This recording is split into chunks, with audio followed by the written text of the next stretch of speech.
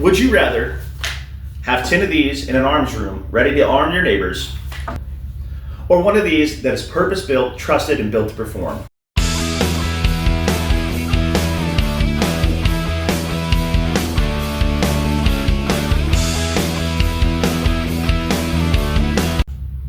Welcome back, everybody, to another episode of Mid-Tier Thoughts. Today we're going to be talking about quality versus quantity. So this is kind of a response to a video I recently saw on YouTube where a guy was reviewing an M16 style clone. And one of the things he brought up was, hey, for the price that you could get these things at $400 to $500, you could stack them deep in an arms room, basically turn your closet into an armory, and you could go arm your neighbors whenever things go south. And it got me thinking about this, right? This argument of quality versus quantity, and specifically revolving around the idea of wanting to arm your neighbors and what that actually means and implies, and some things that you need to think about before you take that step. So let's go ahead and dive right into it. Both arguments have their good points and have a lot of logic behind them. The quantity argument is this idea that I want to have lots of firearms, something fairly inexpensive but good enough. It's going to get the job done. I don't need to be, SEAL Team 6. I just need to be able to maybe pop a few rounds at home intruders or people threatening our area in whatever event, looters, whatever. And so I want my neighbors to have the means to defend themselves and kind of bring about a community defense mindset, which I think is a great thing to have. I think it's a great mentality, and it's a great argument in theory. I think in practice it's a little bit more difficult. We'll talk about that in just a minute. The argument has a lot of good points too, where it's pretty obvious. It's basically, instead of a bunch of okay guns, I want a small number of quality firearms that are going to work no matter what, doomsday proof, like they are going to live through this thing longer than I will. I want something that's got all the bells and whistles, it's tricked out, it is purpose driven for SHTF, right? It is a rugged, reliable rifle. I only need the one, and that's what I'm going to use. So let's kind of dive into both of these arguments and see kind of where they hold up, where you might stand on this issue, and maybe shed some light on something that you didn't think about before. Speaking of personal safety, when it comes to personal safety online, it's on us to protect ourselves. That's why I use Aura, today's sponsor. Aura keeps you safe online by doing all the hard work for you. They identify data brokers who are selling your information and submit opt-out requests on your behalf. Well, you could, in theory, opt out of these data brokers yourself. Every one of them has a different policy and way of operating, which is why Aura is so nice, since they step in and handle all of that for you behind the scenes. No headache, no problems. Give Aura a few weeks and you'll stop seeing your information on the sites when you search yourself, which will lead to way less spam. I know my Gmail folder is way smaller now that I've started using Aura.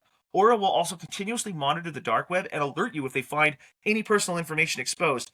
Anytime you sign up for a newsletter or website and that stuff gets leaked, they're there to step in and help you out. They're going to let you know fast if anyone tries to use that information to access your credit or bank accounts. Plus, they give you up to $5 million in identity theft insurance should the worst case scenario happen. The Aura app also has a VPN with over 100 virtual locations. Does your VPN do that? You can go to the link in the description or type aura.com/midtierthoughts to try 14 days for free. That'll be enough time for Aura to find out if any of your personal data is exposed and let you know. Stop leaving yourself vulnerable to data breaches and brokers. Go to my sponsor, aura.com/midtierthoughts, get a 14-day free day trial, and see if any of your data has been exposed. Link in description. See below. So I'd rather have an arms room of $500 rifles as opposed to a $2,500 rifle. Again, this kind of comes from this community mindset, right? This idea of having a bunch of rifles ready to stand by to hand out to the masses in case of zombie apocalypse, right? I think one of the things with this is that it makes the assumption that you're going to need to arm everyone. That you're assuming they're already not armed, or that you need to be the one doing this, that you need to be the one to step up and kind of make your own little militia, warlord posse, whatever you want to call it. Now, while quantity is a quality all of its own, there are some issues with this way of thinking and some things that you need to kind of clear up before you decide to go down this route, such as, who are you arming? Do you really know 10 people that these rifles could be prepared for? Do you know your neighbors? Do you know the people in your community that you want to give this rifle to? Have they ever handled a rifle before? Would you trust them with your life, with a rifle, under stress, having not trained or prepared with them in any way? The thing to think about is, if you're kind of coming to this from this community mindset with this idea, is that you're not handing just out a tool like a pair of bolt cutters or a shovel or an axe to go do something. You're handing out a firearm, right? And we've seen time and time again that poor training equals liability. Even in the military, law enforcement, all of this, there are NDs that happen all the time. In the military, there are NDs that happen all the time in law enforcement. And these are people who are trained, they have budgeted schedules, they have time set aside, they take time to go practice with all of this stuff. They're an organization centered around that, and yet they still have issues with people not being confident with their weapon systems and having accidents or negligent discharges, things like this. Now, think about it in the sense that you're handing a rifle to someone you have no idea their level of skill, no idea their level of training, and you're hoping that like, hey, my armory of guns that I had in the back that are all like okay rifles are now going to go to like to okay people. You don't know where they're at. Do you have the time to train? Do you have the logistics to train them? Do you have the capability to train them or the area with which to train them? Do you even know if they know how the damn thing works? Right? These are things to think about where it's like I said, it's a good idea in practice in your head of like, hey, I got all these rifles, things go south, I can start arming up the neighborhoods, we'll protect ourselves from zombies. But you're making a lot of assumptions that people are going to rise to the challenge. The other thing I see a lot too is a lot of the people on the quantity side of the argument are the same people who are like, I have 6 months of MREs, but that's just for me and my family. If anyone comes to the door getting food, like, well, they're out on their own. But those same people will turn right around and be like, but I've got 10 ARs just in case Bob and Sue next door need a rifle when things go south. So you're not willing to give them an MRE, but you're willing to give them a rifle. Like on top of that, desperation changes people, right? Just because the apocalyptic scenario in your head or whatever it is starts today, and you're like, man, it'd be nice to have an extra gun out there to watch my back. I'm gonna go give one over to Bob and Sue. That doesn't mean that in 2 weeks from now, when Bob and Sue's food runs out because they weren't preppers or they weren't prepared, that they're not going to turn around and use that on you. In defense of the quantity argument, if you already have some stuff squared away, if you have a bunch of your things set up and you're like, hey, you know what, I just like to have a couple extras on hand, weapons on hand, there's nothing wrong necessarily with that out of the gate. And I do think there are some practical purposes where it makes sense. For example, if you already train with a group of people, if for some whatever reason something happens and one of your boys is like, hey, I live north of you, I work south of you, I'm on my way home from work, I can't bring my rifle to work with me, I only have my EDC on me, maybe you could hook your boy up with a get home rifle, right?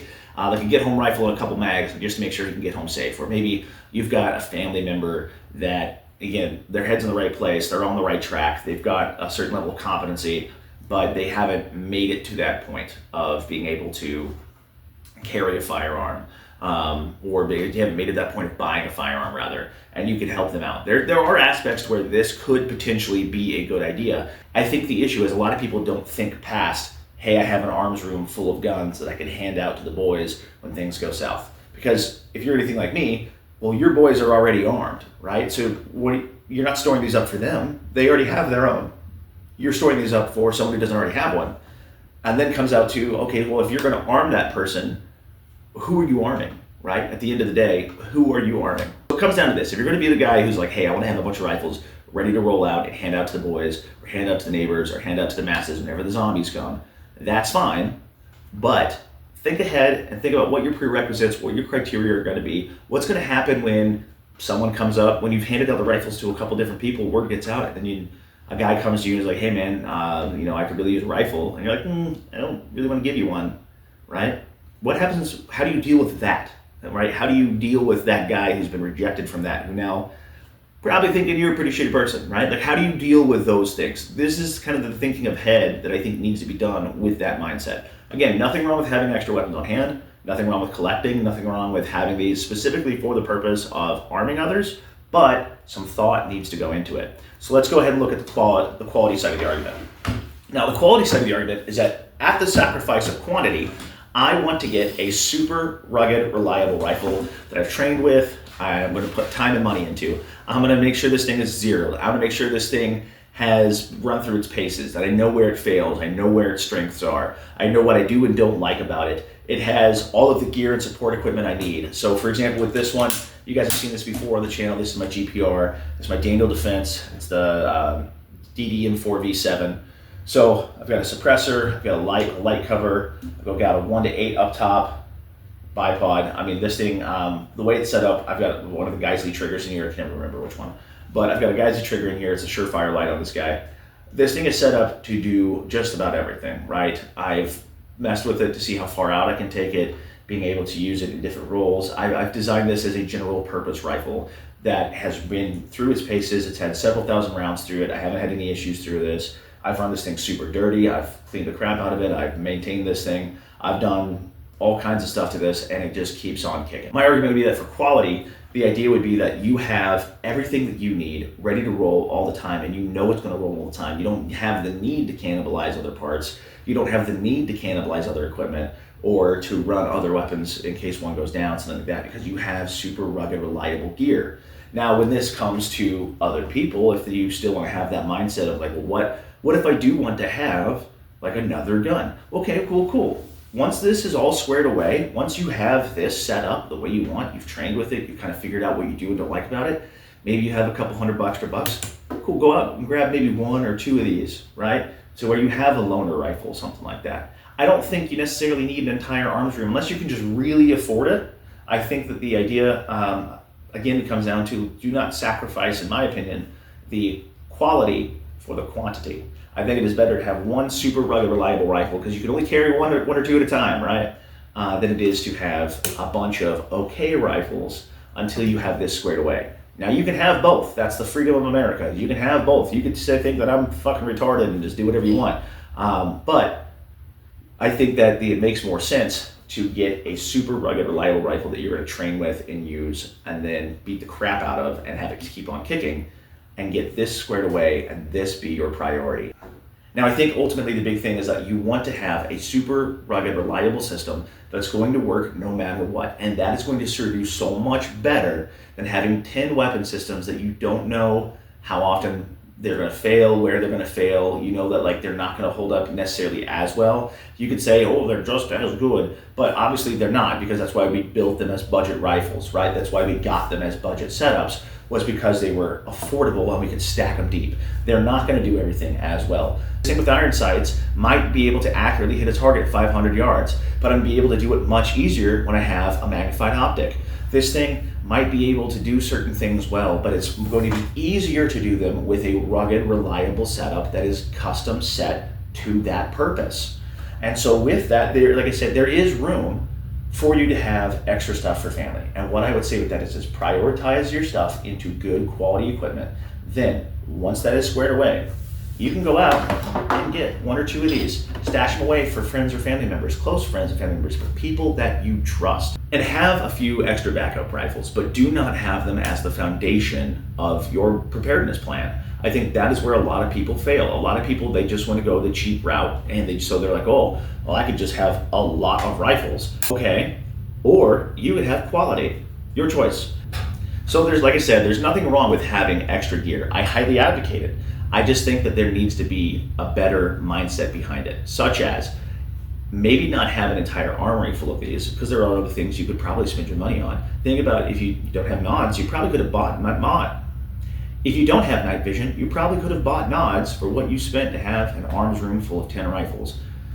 Further, do you even know 10 people to give the rifles to? 10 people that you would trust with your life that don't already have their own setups, right? It's okay to have extra gear for friends, family, maybe even a neighbor or two, but do not make that the backbone of your preparedness plan. Ultimately, I think the big prerequisites for going the quantity route, if that is the way that you decide you want to go and you think that is the better route to go, is when it comes to arming people, do you know them?